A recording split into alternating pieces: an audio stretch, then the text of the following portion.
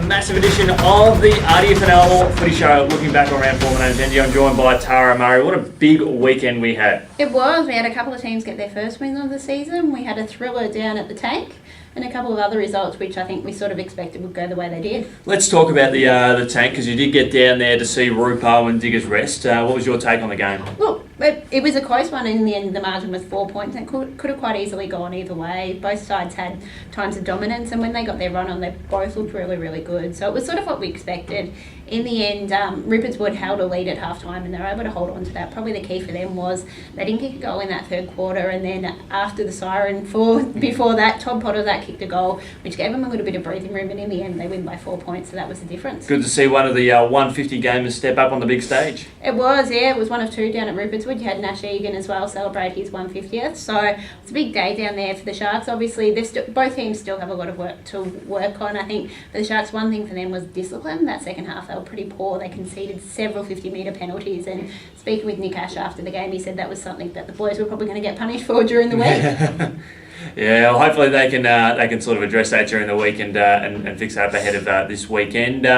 Who were some of the standouts in your eyes that you saw on the day? We had Brett Chambers down back for Ripperswood, was pretty strong. I think Matt Metcalf probably had his best game for Diggers Rest as well. So both sides had a number of key players, and both sides are still missing several players as well. So they're only going to get stronger. So I think both sides will take a lot out of that. But at the same time, you go Ripperswood's now 4-0, and you look at most people talk about the hard draws. They've had Sunbury Kangaroos, Macedon, Romsey and Diggers Rest. So they've played 4 of the other 5 finalists for last year's, and Diggers Rest has started well. They'd be disappointed to get the loss, but it was only 4 points, so it's saying they're not far from it. Are they becoming the top 2 teams to beat this year, or do you think there's still more to play out in this season? Look, obviously there's more to play out. I think seeing Wallen playing a few of these top sides will be an interesting one. We always know Riddle's traditionally slow starters, and I think Macedon's probably going to be a little bit slower out of the blocks than they were last season.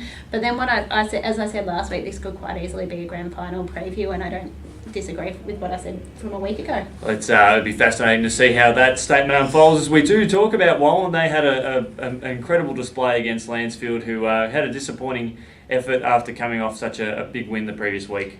No surprise. I expected a big margin from Wallen, and Wallen seemed to, when they play these lower sides, really put them to the sword. So they did exactly that. Lansfield coming off a win, we were hoping for a bit of confidence, but they were kept goalless for 3 of the 4 quarters. So it was a tough day for the Tigers down there. You had Wallen had 13 goal kickers and 7 of them were multiple, so they really shared it around. And I guess it's something we have, I think we addressed it last week, that Wallen need to come out and really have a big 4-quarter performance and have a really good team building effort. And this was the game that they delivered in. They had over 50 scoring shots to 5, which is, it doesn't matter how many points they kicked, it was just playing that solid 4 quarters and really playing their best footy. Exactly, and that's what you've got to do against these lower sides. Margin may not necessarily be what it's about in these games. It's more about playing the right structures and playing the right style, and it was a better 4-quarter performance from them. Speaking of a slow starter that you mentioned before, Riddle had a very slow start against Centrals before coming out on top. It is, and Riddle's finally on the board this season. So we always talk about them being slow starters, and this season's been no different. They have had a tough start to the season, but they were down at half-time. Looking at that, they were down, but they'd had more scoring shots in that first half, so they had have kicked straight. Riddle could have quite easily been in front at half-time. Was it like 4-14 or something? Something, yeah. I think there was 17 scoring shots to 11 or something in that first half, so it was a pretty inaccurate first half from the Bombers, but then they found that extra gear and kicked up a level, and we've sort of seen with Centrals yet again for the 3rd straight week. They've led at half-time, but they haven't been able to go on with the job in the second half. So it might be a case of what could have been. Maybe they need to really cut, like the mighty Bombers in the AFL, it's improving on their 3rd quarters and stopping the opposition from getting in. Exactly, that's where they've got to work. Obviously, they have got a young side and they are building. They're probably still another 2-3 years away from hitting their straps. So whether it's the young side is what's causing the issues after half-time, but there's probably something that definitely got to work on the next few weeks. Yeah, there's certainly positive signs to be happy about though, but Riddle on the board, 13 goals, 22. They'd just be happy with the win, wouldn't they?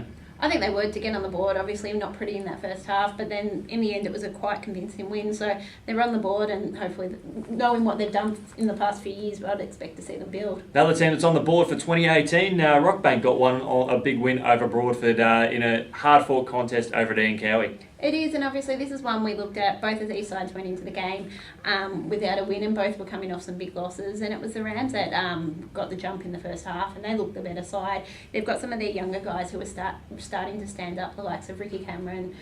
You've got his brother as well, Alan Greenwood, and I think Ricky's been added to the interleague squad in the last week. I was reading, so correct. I think he kicked 4 goals in a best on ground performance, and they put it on some of those young leaders a couple of weeks ago to show where they're at, and they've really stood up. Yeah, it was a fantastic effort by them, and brought with it a bit more of a positive display from them. A lot of positive signs to take out of that contest. It is, obviously, and it sort of showed. It is some positive signs, but it was a tough weekend. Their reserves lost as well. So for Rockbank, it's a pretty confident boosting weekend. They've got 2 wins on the board. Where Broadford, obviously, it's sort of showing where they're at. And for them, it's to just keep building, keep doing what they have to do, put those structures in place and get those players the experience to build for the future. Exactly. And the last game, Saturday night football, Macedon defeated the Sunbury Kangaroos. An interesting spectacle, not the high-scoring game that some had hoped for, but a tight contest nonetheless. It is. We do have 2 games left, but we'll talk about this one first. Yes. But obviously the one under lights, it was another case similar to Melton Central. Sunbury against these higher sides have been in the game for the first half. They did it round 1 against Rupert's Wood. They're in the game until the end against Wallen, and Macedon are probably in the game to half-time and then struggled after that. Macedon sort of did what they had to do. They got over the line, probably not a massive scoreline, but they got the job done. And for Sunbury Kangaroos, they do have a few shortage of players. Yep. They had the comeback man. I think he's had more comebacks than John Farnham stepping to the seniors with Jamie Cuff playing there as well. So that's sort of saying where the Kangaroos are at numbers, but they're showing they're competitive for those top sides for at least a half. It's about trying to do that for the 4 quarters and get those wins against some of those top sides. And the other game, Romsey and Woodend Heskett, the Redbacks come out on top. It is. Obviously, this is probably 2 of the sides who are looking to get some of those spots in the bottom end of the top 6, and so a win for both of these sides would have been vital. For the Redbacks, they're starting to build. Obviously a slow start against Centrals the week before, but then got the win, so that's 2 wins for them in a row, and they've knocked off a side that was 3-0 with a lot of confidence, so it's sort of showing that the Redbacks will be again around the mark there. We talk about Bowen medalists coming back on the weekend. Darren Goodwin's another one. Played for Romsey on the weekend after retiring at the end of last season. So it was gone. It was off the books. It was no chance to come back. But I wonder whether his brother's performance, Matt sort of crossing from the Cattery to the Redbacks, might have inspired him to jump on board and have another crack. It is, obviously, and and it helped the Redbacks out, so they've got that win and they're starting to build. We expected them to after the tough start to the season, and they've sort of shown that. Well, this when these 2 teams last faced in 2017, the victory from the Redbacks over the Hawks was the one that sort of propelled them in the finals calculation. So it really has done that, launched their season again, which is great for the club. It is, and they've got a very similar lineup to last season, so expect them to continue to build. They've got a lot of young guys, but at the same time quite a few premiership players.